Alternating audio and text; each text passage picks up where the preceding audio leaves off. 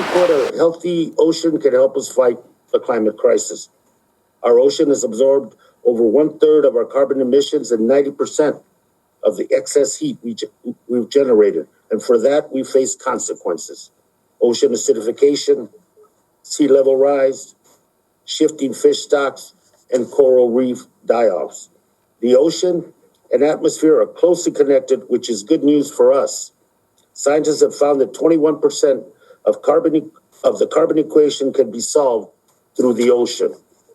1/5 of the climate equation can be solved from the ocean, but climate proposals have ignored the ocean for far too long.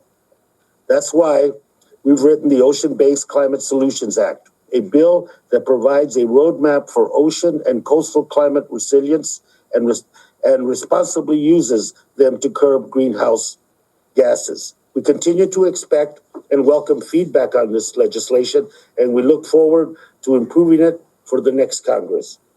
The bill develops a plan to protect 30% of our oceans by 2030, prepares our fisheries for climate change, improves coastal zone management, strengthens marine mammal conservation, and confronts ocean acidification and harmful algal blooms. It improves coastal resilience and specifically promotes resilience and environmental justice for U.S. territory, indigenous people, and communities of color. Crucially, the Ocean-Based Climate Solution Act captures and reduces carbon dioxide by creating a pathway forward for renewable offshore energy and enhances natural carbon capture and storage in ocean ecosystems like seagrass beds, kelp forests, mangroves, and a concept known as blue carbon. The way I look at it, we are in a reciprocal relationship with nature. You reap what you sow. Greedy polluters have harmed our planet for decades. Now we're all facing those consequences. But with solutions like this legislation and other proposals to confront climate change, we can and will do better.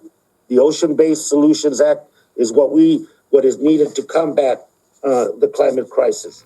I want to thank you, and before I turn it over, thank all of you for being with us today. Let me now turn it over to the chair of the Select Committee on Climate Change, Representative Kate Castor, for her remarks. Thank you, Madam Chair, for being with us. Well, thank you, Chairman Grijalva, and thank you for crafting this transformational bill and bringing all of these climate champions together today. I'm coming to you less than 100 yards from the shores of Tampa Bay along Florida's Gulf Coast. Clean water defines our way of life here. Fishing, tourism, recreation, healthy communities are our lifeblood. But it is all at risk due to the climate crisis and environmental degradation. In addition, we're only 10 years past the worst environmental catastrophe in American history, the BP Deepwater Horizon blowout that devastated the Gulf Coast economy and environment.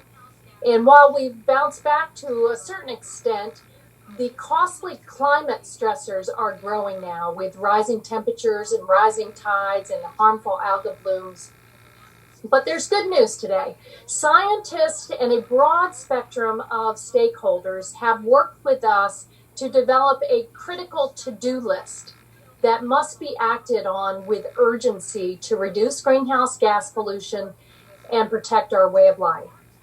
Just a few months ago, the House Select Committee on the Climate Crisis, working with Chairman Grijalva and the Natural Resources Committee, we rolled out our Climate Action Roadmap, the Solving the Climate Crisis report that has been described as the most detailed and well thought out plan for addressing climate change that has ever been part of U.S. politics.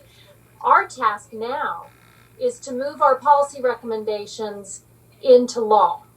And the Ocean-Based Climate Solutions Act does that. By including important provisions to prevent new oil drilling off our coast, to strengthen our fisheries, to improve the health of our oceans, and do so by building healthier, more resilient communities and businesses. All of this will protect our way of life. We have to act with urgency and in accord with the science. So I want to thank all of my colleagues for coming together to release this legislation today. Thank you, colleagues, for following through with our commitment to environmental justice, recognizing the disproportionate impacts faced by environmental justice communities and communities of color. This bill also will unleash the incredible power of the ocean. It recognizes the potential of blue carbon, the carbon pollution absorbed by our ocean ecosystems and kept safely away from our atmosphere. The ocean is a powerful ally in the climate fight, and unleashing its potential will help us reach our goal of net zero emissions as soon as possible. Finally, the act will protect at least 30% of our ocean by 2030. It's an ambitious goal, but it's one that will help preserve our nation for decades to come. Because we all understand that we have a moral obligation to future generations. We have to act now. Solving the climate crisis is within our reach, and this bill will help us make it happen. So I'm grateful for all that Chairman Grijalva has been doing, and I'm grateful for the climate champions from the Climate Committee, Rep. Bonamici, Rep. Huffman, who are with us today, and our other colleagues for their bold leadership. So thanks again, and take it away, Congressman Huffman. Well, thank you very much, Madam Chair, and it's been an honor to serve on your select committee for these past couple of years. I want to thank everyone for joining us today. I'm really pleased to support this bill and to join my colleagues in reclaiming our nation's leadership role in addressing climate change. Just last year, led by Kathy Castor and Speaker Pelosi, we attended the UN Conference of Parties in Madrid. Many of us on this call this morning attended. And we met with world leaders who were focused on incorporating the oceans into their sustainable development goals. Our message to the world at that time was that the United States would soon be back at the negotiating table, despite Donald Trump's shameful retreat and despite his reckless efforts to take us deeper into the climate crisis. We're a nation that has long been sustained and protected by our oceans. Our oceans include 3 of the 5 oceans in the world, so we must be a leader in both climate and ocean policy, and this legislation takes a very important step forward on both fronts. As chair of the Water, Oceans, and Wildlife Subcommittee, I know the climate crisis is already having very alarming impacts on our land. Of course, that includes catastrophic wildfires and drought. But as we consider the impacts and the solutions to the climate crisis, we really have to be just as concerned about our oceans, where we are seeing major declines in biodiversity, rapidly shifting fish stocks, sea level rise, and widespread losses of our world's most important coastal habitats. Here in Northern California, on the North Coast in my district, and really in any coastal community in America, we're all too familiar with these consequences. These changes are already threatening our safety, our livelihoods, and experts predict that it could get a lot worse. We are running out of time. And that's why we're here today. The Ocean-Based Climate Solutions Act is a product of our committee's oversight hearings. It includes extensive input from scientists, fishermen, recreational users, government agencies, NGOs, coastal community leaders, and other stakeholders. It is a big and ambitious bill because it tackles so many aspects of ocean and climate policy, and that means that it will continue to improve as we go forward through the legislative process and we continue our conversations with experts and stakeholders. This situation certainly is dire, but I want to emphasize it's not hopeless. This bill offers tangible solutions, and we're all committed to advancing those solutions. I want to highlight just a few of those. First, we are harnessing the power of natural carbon sequestration in our coastal blue carbon ecosystems, talking about things like salt marshes and seagrasses. By protecting and restoring these systems, we will not only sequester carbon, we'll also provide critical habitat for biodiversity, and will improve the resilience of coastal communities. This bill recognizes that oceans also must be part of a rapid transition to clean energy. That starts with prohibiting any new offshore oil and gas leases, because you can't solve the crisis by continuing to dig the climate hole deeper. But we must also harness the enormous potential of offshore wind energy. And so this bill sets an ambitious target for that. We also include policy sideboards to make sure that we're moving forward in a comprehensive and thoughtful way. We need to get this right for our clean energy needs and also for wildlife and fishermen and other stakeholders. Finally, we're making sure that our fisheries and our fishing communities are prepared for climate change. This legislation provides new tools and approaches for sustainable fisheries management and fish habitat protection in a changing ocean. We're also focused on supporting our domestic seafood industry, the most sustainable in the world, and making sure that it plays on a level field with its foreign competitors. This bill does a whole lot more to keep our oceans and our coastal communities healthy, and I am really proud to join my colleagues today in supporting it. I want to thank all of them. Particularly want to thank Chairman Grijalva and his hardworking staff for their dedication to this issue. And I'm very proud that we're joined by such great ocean heroes today, folks like John Podesta, Dr. Lipchenko, and Queen Quet. Thanks all of you for your excellent leadership.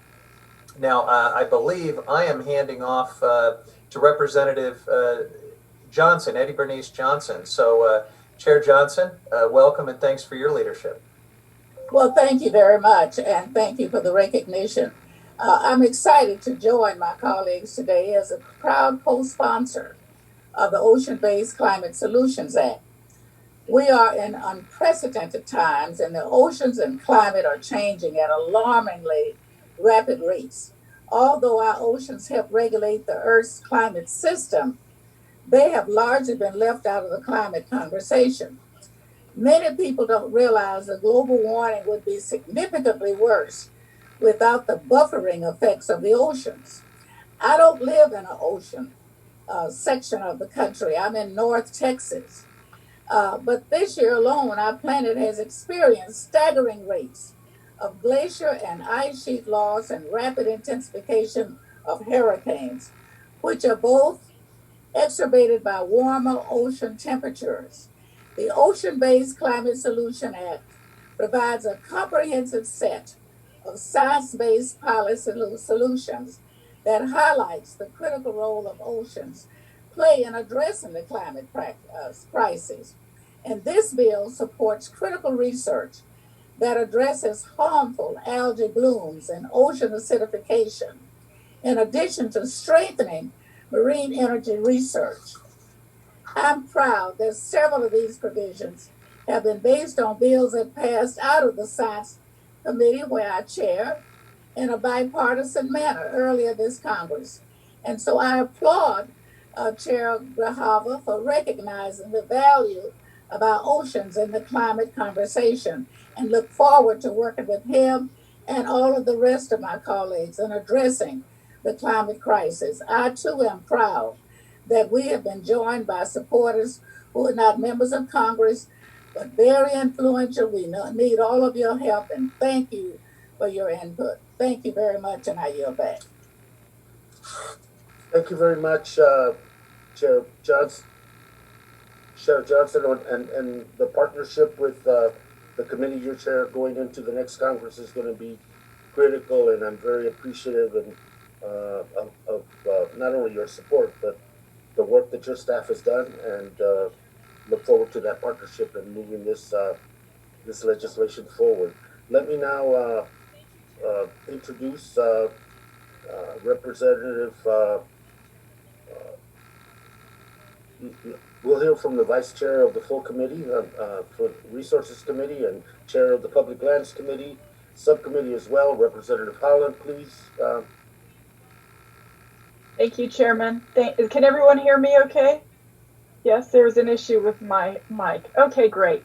Thank you, Chairman Grijalva, Chairwoman Castor, Chairwoman Johnson, Chairman Huffman, Chairman Lowenthal, Congresswoman Bonamici, and Congressman Neguse for your leadership on climate and oceans, and a robust thanks to all of your staff who have worked so hard on this bill. Queen Quet, it's an honor to be with you on this call today. I'm from New Mexico, speaking from the ancestral homelands of the Tiwa and the Tanoan people. This is not the first place that comes to mind when you're talking about oceans, but millennia ago, it was a shallow marine environment, and you can still find clamshell fossils and other remnants of the ocean right here in our desert. My dad was a career Marine, so we moved every 2 years or so, and I grew up near both the Atlantic and Pacific Oceans and spent countless hours on the beach. The oceans are part of me, and that's one reason why I care about them so deeply today.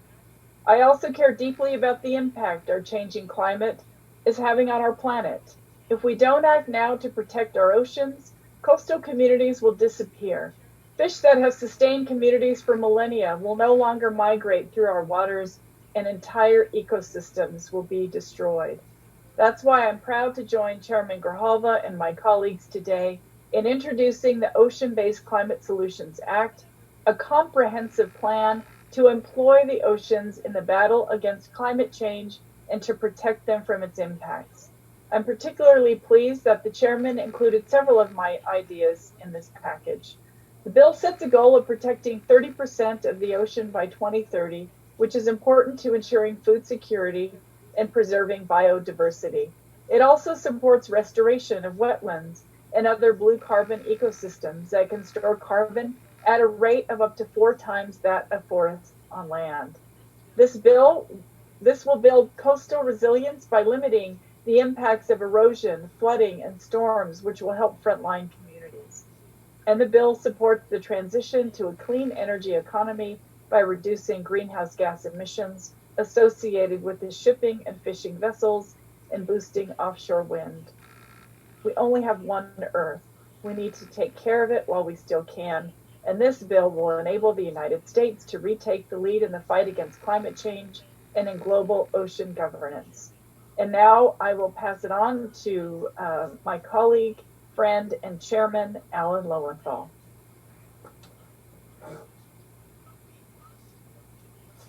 Thank you so much.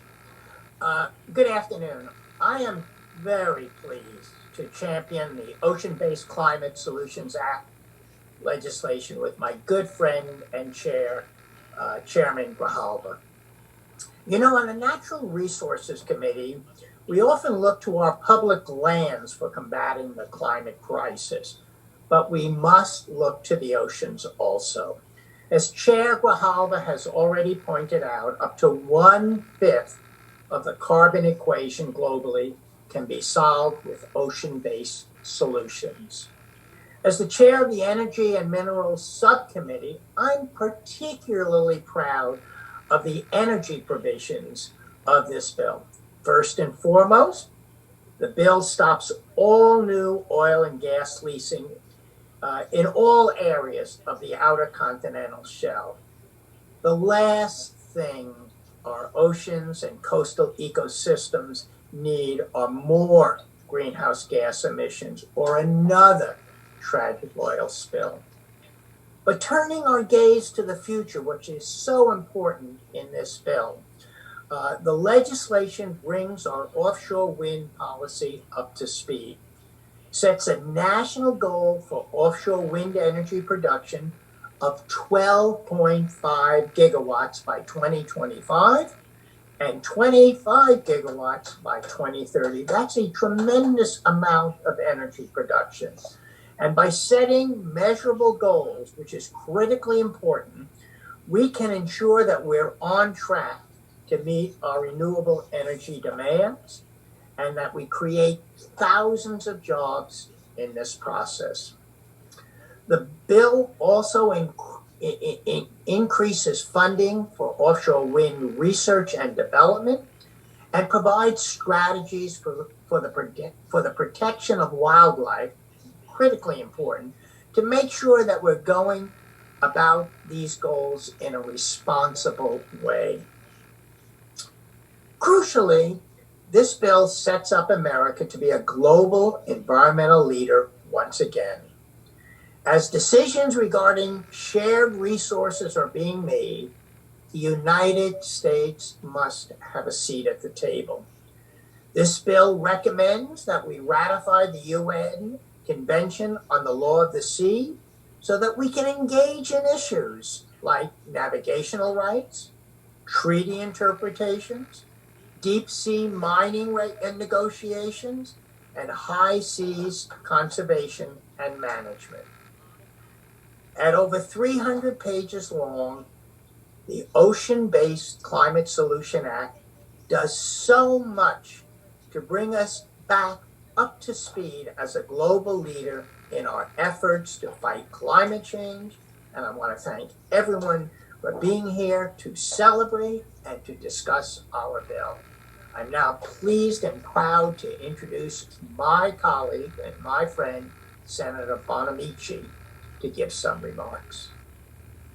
Thank you so much. Thank you to Chair Grijalva and Chair Castor for your leadership, to my colleagues, to all the ocean experts and advocates. I'm Representative Suzanne Bonamici, and I'm honored to represent Northwest Oregon, including the majestic coast where the mighty Columbia River meets the Pacific Ocean.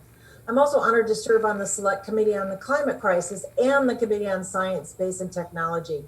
I co-chair the House Oceans Caucus and Congressional Estuary Caucus. I'm very excited to join you today in introducing the Ocean-Based Climate Solutions Act, which is based on the recommendations in the Select Committee's Climate Action Plan to recognize the power of our ocean to help mitigate the climate crisis.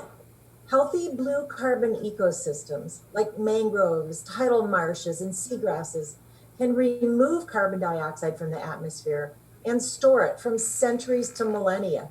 According to the High-Level Panel for a Sustainable Ocean Economy, the protection and restoration of blue carbon ecosystems could prevent approximately a gigaton of carbon dioxide from entering the atmosphere by 2050.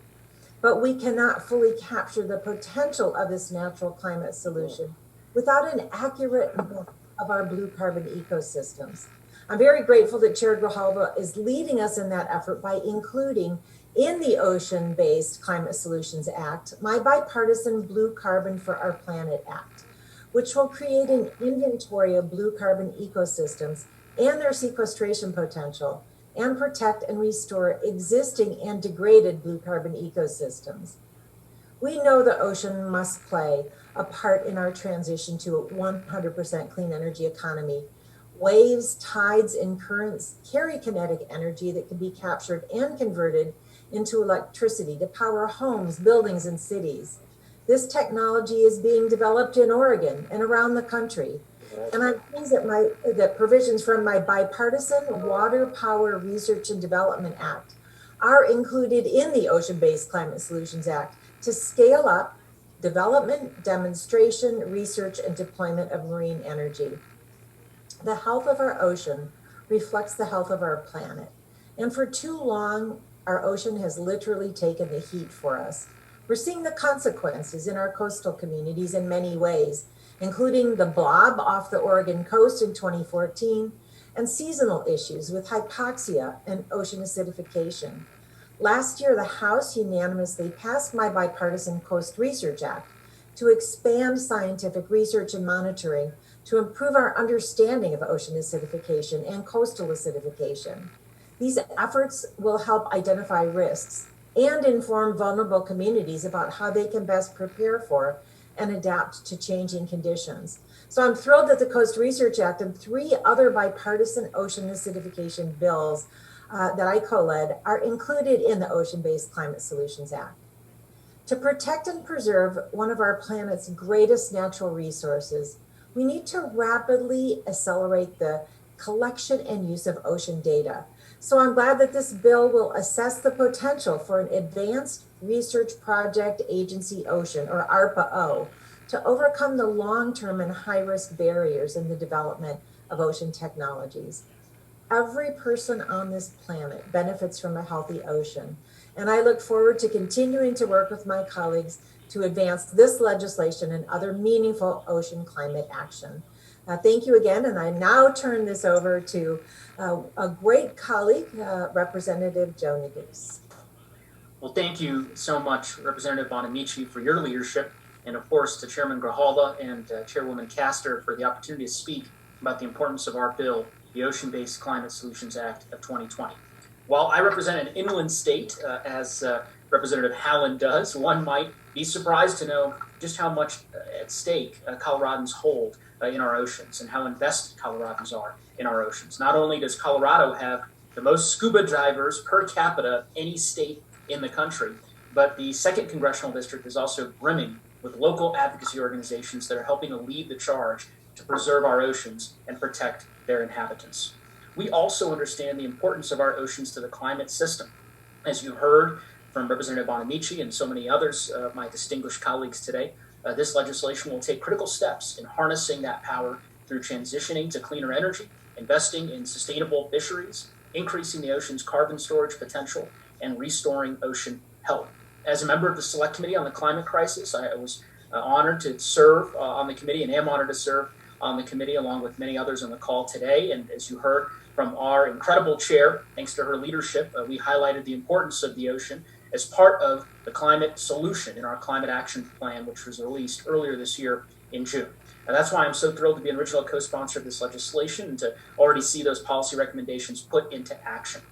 Bottom line, put very simply, without making smart investments in conserving and restoring our oceans, we will not succeed in addressing the climate crisis. So we have to take swift action to reaffirm the United States as a leader in ocean conservation and climate solutions. And this bill certainly takes a monumental step in achieving that goal. So again, I thank Chairman Grijalva, Chairwoman Castor, and all of my colleagues for their leadership on this important issue and look forward to pushing this priority in the weeks and months ahead. And with that, I turn it back to our Chairman Grijalva. Thank you, Mr. Negusa, and thank you for your comments. And then you remind me of the comment that Chair Huffman made about the trip to Madrid and the sessions that we went to and the conversations that we had with people, and the issue of ocean-based climate solutions was the topic, and how to do that, and the need for this country of ours to re-engage in that. And for me, being from Arizona, being from the Sonoran Desert, it's my relationship to the environment has always been on the land and other issues, and that for me was an opportunity to learn a great deal, and the fact that the Select Committee made that part of a comprehensive response to climate change and the need to do something urgent in the future. Chair Castor, really appreciative of that, and Chair Huffman for always insisting that this has to be a comprehensive response. We're all very appreciative of that as well. So with that, let me now we'll get the opportunity to hear from some of the preeminent voices in climate and ocean policy. And first will be Mr. John Podesta, who served as White House Chief of Staff to President Clinton, Counselor to President Obama, and campaign manager for Secretary Clinton. He founded the Center for American Progress and has been active in climate and ocean space for years, serving on the Global Ocean Commission and the Joint Ocean Commission Initiative. Mr. Podesta, thank you for taking the time and for being with us today. The time is yours, sir. Thank you. And I just want to commend you, Mr. Chairman, and all the members on this call. I'm so honored to be with the ocean, climate, and conservation leaders on this call. All the people here know that our ocean is critical to every part of our lives. It feeds us, transports us, secures our borders, employs us, gives us oxygen. It inspires us. But we all know that the oceans are in trouble, and climate change is a major contributor to that trouble. And yet oceans have so far been left out of the conversation about climate solutions. The ocean is not just a victim of climate change, but it's a major source of climate solutions, as this bill recognizes. The work to see the ocean as an integral part of climate and conservation action agenda started with the adoption of the Sustainable Development Goals for Ocean, SDG 14, as part of the United Nations 2030 Agenda for Sustainable Development. I was proud to be part of that work, which included the vital target of protecting 30% of our oceans by 2030 and ensuring that the remaining 70% are sustainably managed. And that's a goal that this bill adopts. But we recognize that a healthy ocean will be impossible to secure without also addressing climate change. And we know that oceans have to be part of that conservation and a conversation, and they have to be part of the solution. In 2019, the Blue COP achieved the first ever section on ocean climate action in a COP decision. And in 2020, as has been noted, the U.S. House Select Committee on the Climate Crisis Congressional Action Plan included significant recommendations related to the ocean. I want to thank Chair Castor for her leadership and all the colleagues who served with her on that committee. The Senate followed suit. Its Special Committee on the Climate Crisis, chaired by Ocean Champion Brian Schatz, also recognized the importance of the ocean. So I am proud today to say that the Ocean-Based Climate Solutions Act is the culmination of all that work. It's a major step to unlock the ocean's climate solutions, which have many additional benefits. Protecting 30% of U.S. ocean and land by 2030, as scientists say we must do, means ocean wildlife can recover and thrive even amidst warming oceans. Restoring blue carbon ecosystems such as seagrass beds and mangroves can create jobs and help the ocean absorb our excess carbon, clean our waters, recover our fisheries, protect our communities from sea level rise and extreme weather. Expanding offshore wind can help states to meet their 100% clean future targets and also lead to a just transition that creates well-paid unionized jobs. Restoring U.S. leadership on global ocean issues such as high seas and the Arctic will benefit conservation, but it will also benefit U.S. national security. The nature crisis and the climate crisis are two sides of the same coin. This bill addresses both by using ocean-based solutions to reduce emissions, remove carbon from the atmosphere, and increase the resilience of coastal communities. It's a major accomplishment. I'm proud to support the great work of the chairman, the other members, and the members of your committee. Thank you, Mr. Chairman, for letting me be with you today. Thank you very much. And now let me introduce a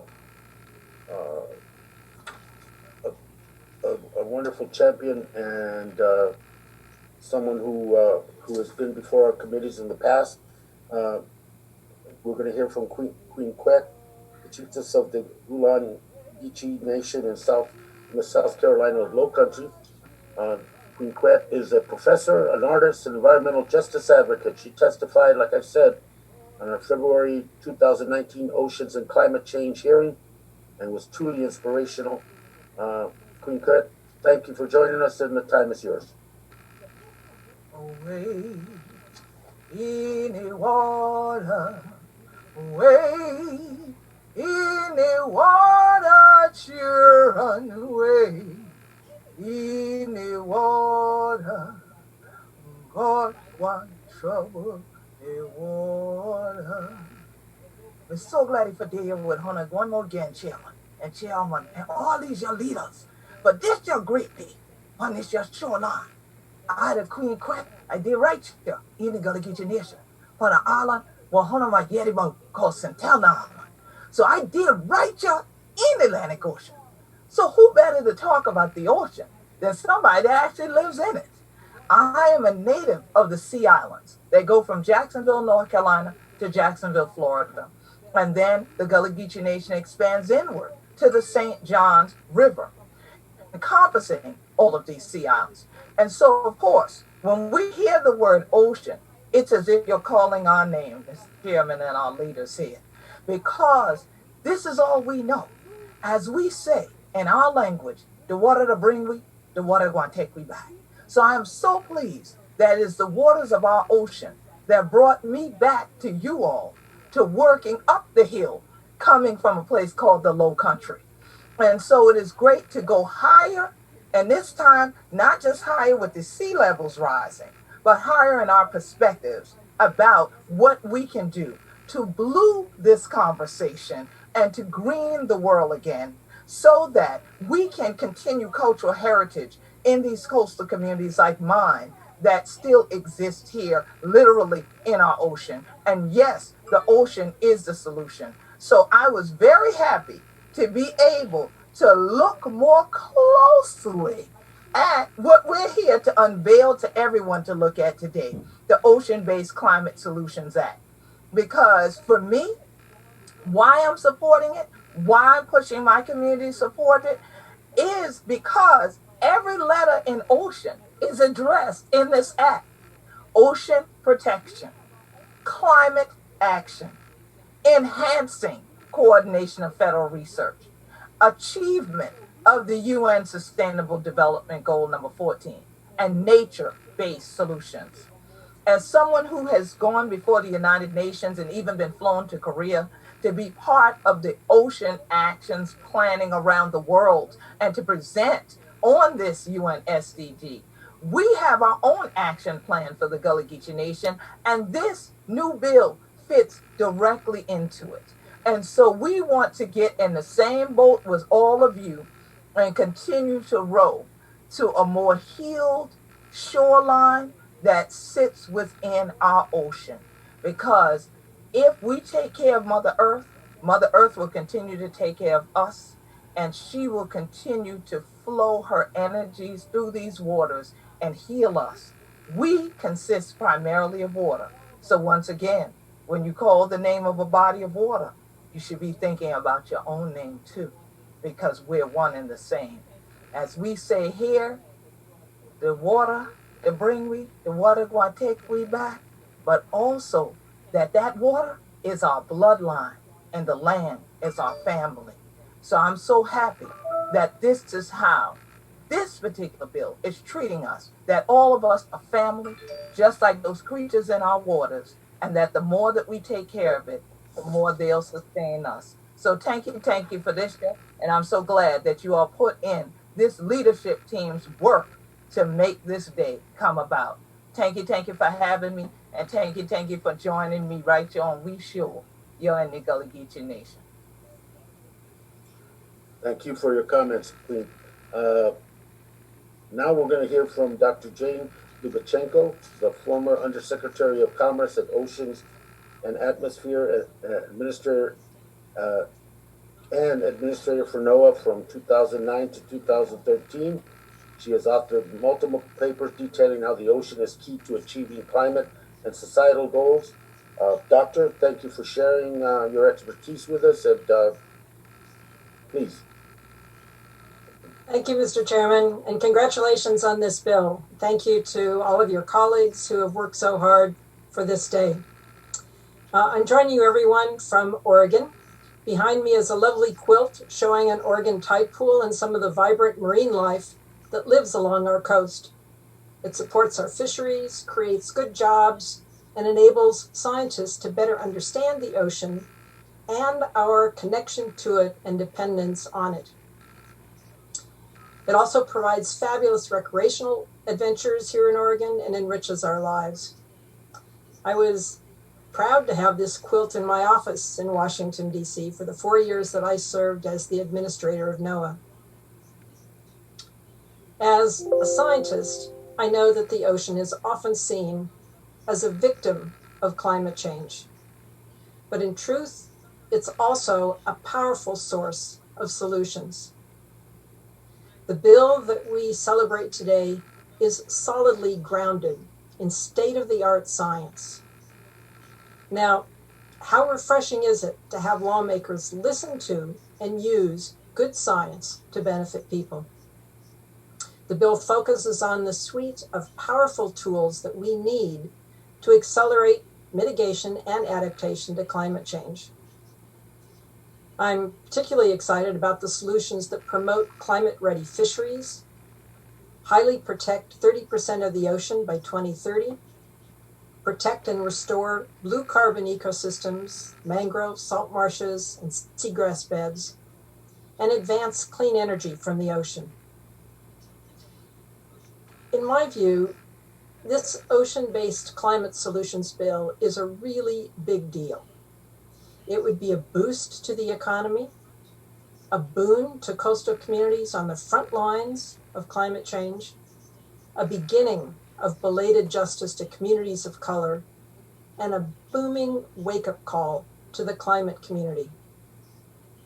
Until today, ocean climate solutions have been mostly out of sight, out of mind in the U.S. Today, thanks to the bold leaders on this call, they are front and center. The ocean connects us and sustains us. It's our past and our future. When we pay attention to the ocean, people win, the economy wins, and nature wins. And so I think it's high time for ocean climate action. Thank you, Mr. Chairman. Thank you very much, Doctor. Our last expert is Dr. Enrique Sala, a marine conservationist and explorer in residence at the National Geographic. He is currently the head of the Pristine Seas Initiative, which protects wild places in the ocean. Dr. Sala, thank you for being with us today, and the time is yours. Thank you, Mr. Chairman. I think that after all these wonderful presentations, there is not much left to say. But I would just like to share a personal experience. I've been conducting scientific research around the world with my friend and colleague Jane Lubchenko sometimes for the last 30 years. And I have seen marine life recover spectacularly when we protect places in the ocean. Marine life has this wonderful, extraordinary ability to bounce back if we just give it space. And our science is telling us that when we protect places, marine life comes back, and these ecosystems absorb more carbon, helping us to mitigate climate change. But also, there is this myth that we cannot protect more of the ocean because we need to fish more and we need to use more energy. Well, offshore oil is only helping to make the problem worse, and it's turning the ocean against us with all more intense storms as we are suffering on the Gulf of Mexico, for example. But also, these areas where marine life recovers, the fish get larger, and we know that the old females produce many more eggs than the young ones.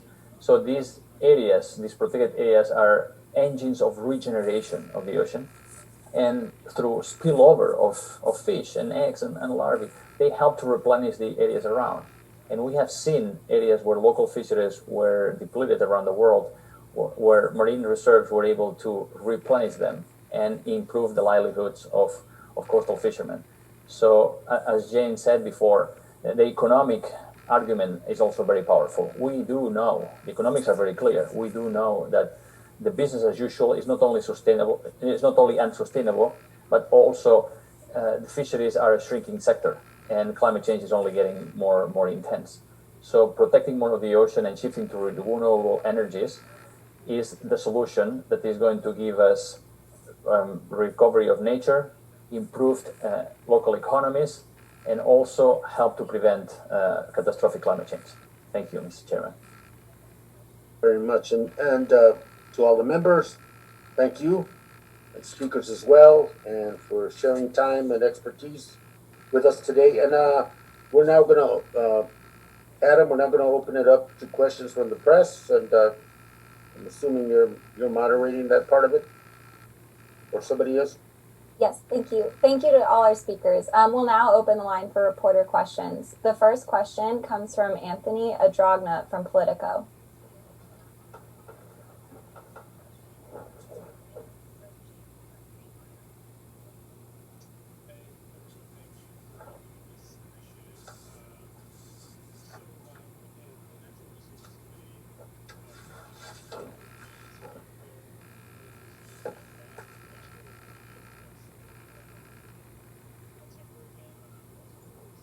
Okay, it appears he is not on the call. So our next question will come from Nick Sobchik from Greenwire. Hey, everyone. Thank you for doing this. Appreciate it. When the Natural Resources Committee rolled out their public lands climate bill earlier this year, and that bill would similarly enact a temporary ban on new fossil fuel leases on public lands and waters. In this bill, there's a blanket ban on new offshore oil and gas, and there's also this obviously an ongoing debate on the committee about offshore royalties. So I was just hoping, Chairman Grijalva, you could sort of explain your thinking there, maybe what that difference is about, and whether your thinking has changed at all. The difference, and one of the speakers also spoke to that point. The difference is that with this Ocean Climate Solutions Act, we're making the approach not only from the Resources Committee, from Congresswoman Johnson's committee and others. We're making this and the recommendations that the Select Committee has provided to all of us in Congress and all the various committees. They're all affected in some way. that there has to be a comprehensive response. The the ones dealing with public lands and waters within the United States, that had to do with the transition period that we were talking about in terms of reducing the extraction and reducing the activity that has been without pause and without conscience on the part of the Trump administration regarding our public lands, especially the BLM. And so that was an effort, temporary, as you called it, to halt that, to reassess and have the agencies, all the land management agency, come up with their process as to strategically how they were going to reach that zero and that target date in terms of net emissions. And so that was the reason for it. I think with regard to the oceans, when we're talking about 30% that need to be, that urgency almost demands that there be an immediate thing. It's not a scientific explanation, but it is the explanation in terms of the urgency and making it more comprehensive. But if there's other members or one of our guests that would like to also speak to that question, please do so.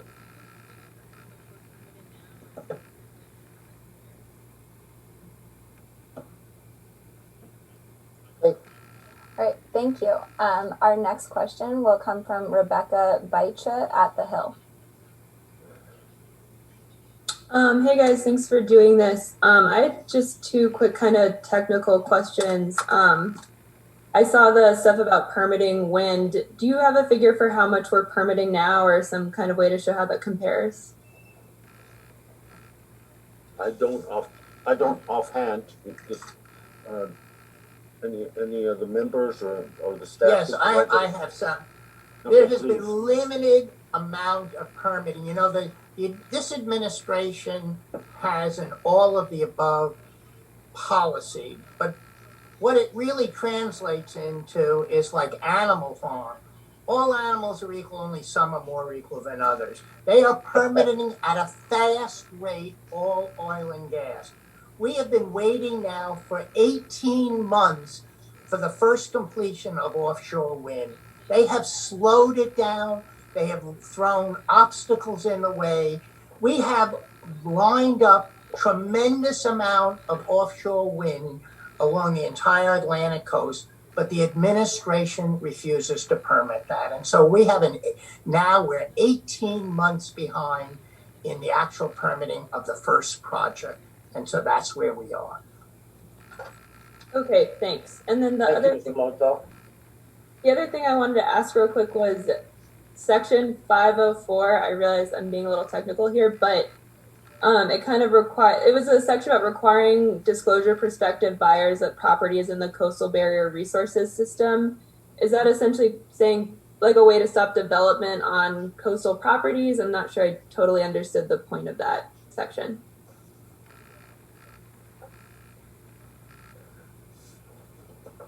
The disclosure part, as I understood it, and I can be corrected by staff or another member that's with us, is that disclosure issue is yes, that to look at compatibility, and if the effort is restoration and mitigation that's going on with some of those areas, to make sure that it's going to be consistent with that, and that we are not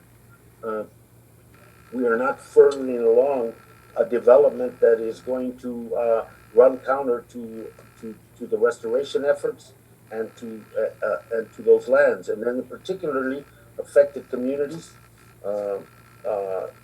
that they be also part. That disclosure is also so their involvement in terms of the compatibility with existing communities, particularly frontline communities in those areas. But yeah, it's about being consistent with the restoration ethic and the rebuilding ethic that needs to be part of it in terms of the blue carbon. I think it's also about extending a policy that already exists on the East Coast to other coastal areas of the country. Yep. Exactly. Rebecca, it's the Coastal Barriers Resource Act. which already has it that federal dollars can't be spent in those areas that Congress has identified. And so it doesn't make it so you can't build, but you just wouldn't get federal dollars later. And so if there is a home or if there is a location that if you did later sell it, you would also be disclosing that it's part of the COBRA system. So exactly what Chair Grijalva and Chair Huffman had said. Great, thanks. Our next question will come from Ashley Williams at WSAV Atlanta.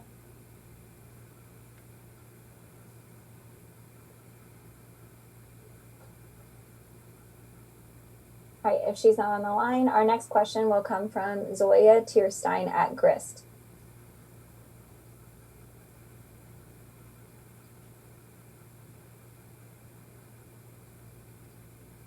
All right, our next question will come from Dawn Reeves at Inside EPA.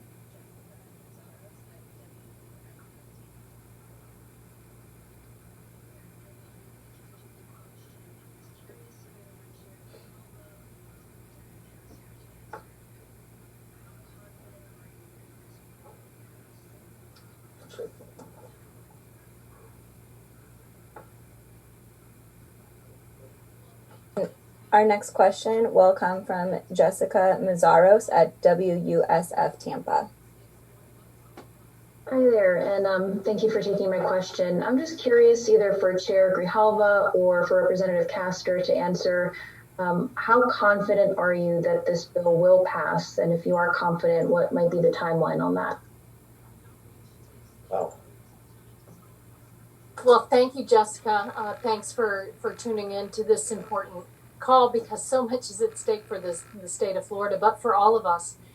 So this is part of the roadmap to solving the climate crisis, and it's an integral part of it. We know, based upon our outreach to stakeholders and scientists all across the country, that we do not have time to waste. According to the IPCC report and other experts, we have got to get to net zero clean energy, 100% clean energy as soon as possible, and no later than 2050. So we recommend in our report that we generate all of our electricity from clean sources no later than 2040. Vice President Biden has a more aggressive timeline of 2035. We know that the vehicles that go onto the road have got to be clean and green electric vehicles as soon as possible. We say no later than 2035.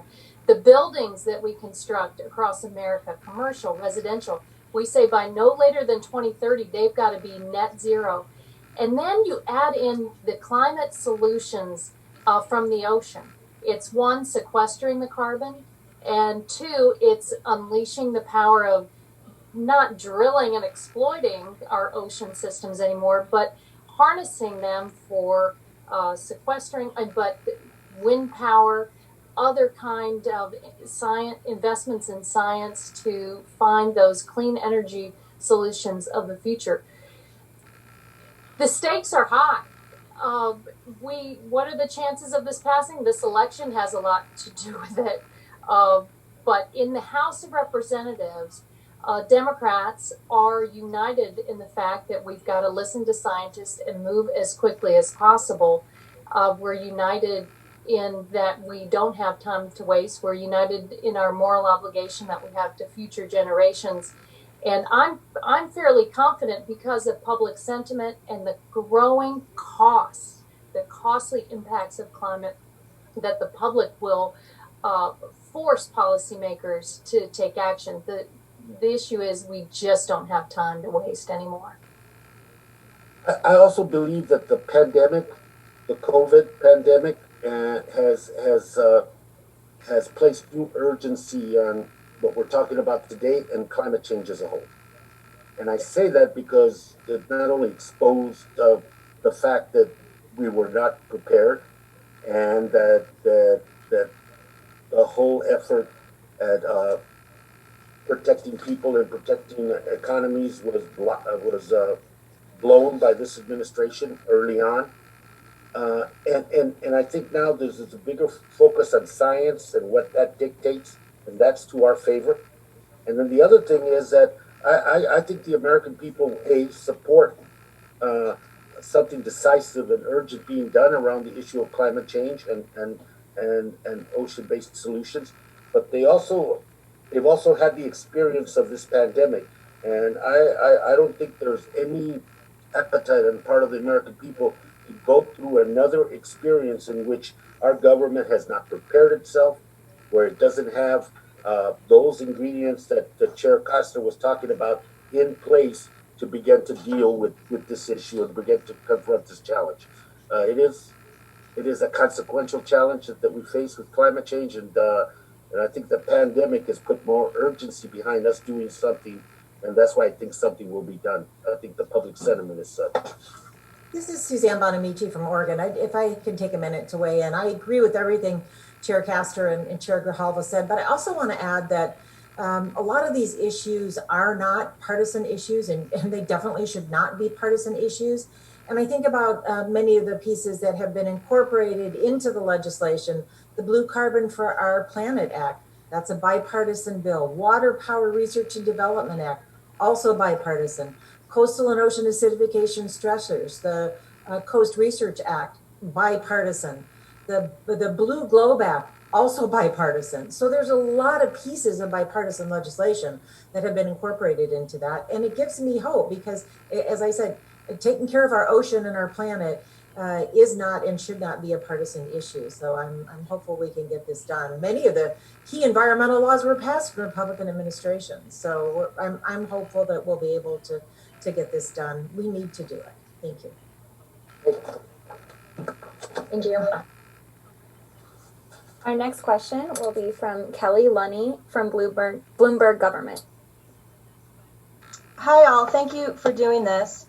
This sort of follows on to the last question. Do you know if there's a similar effort in the Senate right now?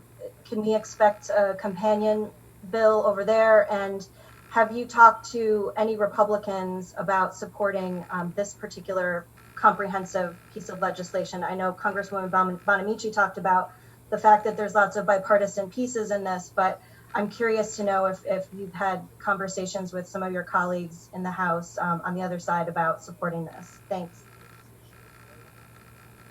I think from my understanding, the Senate is a lot is going to depend on who's in charge in the Senate, and as such, I think that discussions with senators that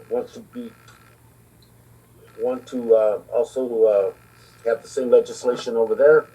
And I think, to be frank with you, that it's waiting to see what the results are going to be, because that'll shape who is the chair. That'll shape the ability of a piece of legislation to move quickly through there. In terms of bipartisan efforts, I think every one of us members of Congress that are on this call will and have approached colleagues about looking at this piece of legislation, and we'll see how that effort goes in the next few weeks. But I think it's important to us to lay the template out going into the next session that this is going to be a piece of legislation that could change and get better and be enhanced as we go forward. But more importantly, to announce that is going to be an effort that we hope to draw bipartisan support on. But the effort will be made. The willingness is another question. Do you? This is Ada Bernie. I'd like to comment on that question. I have been in touch with Mr. McConnell and several other leaders in the Senate, but I've had no positive results by letter and personal communication. Thank you. Chairman Grijalva, do you expect to schedule a markup on this bill this session? Yeah, it's my understanding, Laura, that we have at least a hearing on it coming up before the end of the session. No, not a markup. I think that'll occur the second session. Once the hearing is to like I said, to look at it and see where it can be enhanced and where it can be made better. And if there's omissions or things that need to be changed, that'll be the opportunity for the Thank member. you. Thank you. Thank you so much to everybody for participating. This concludes today's press conference. Thank you.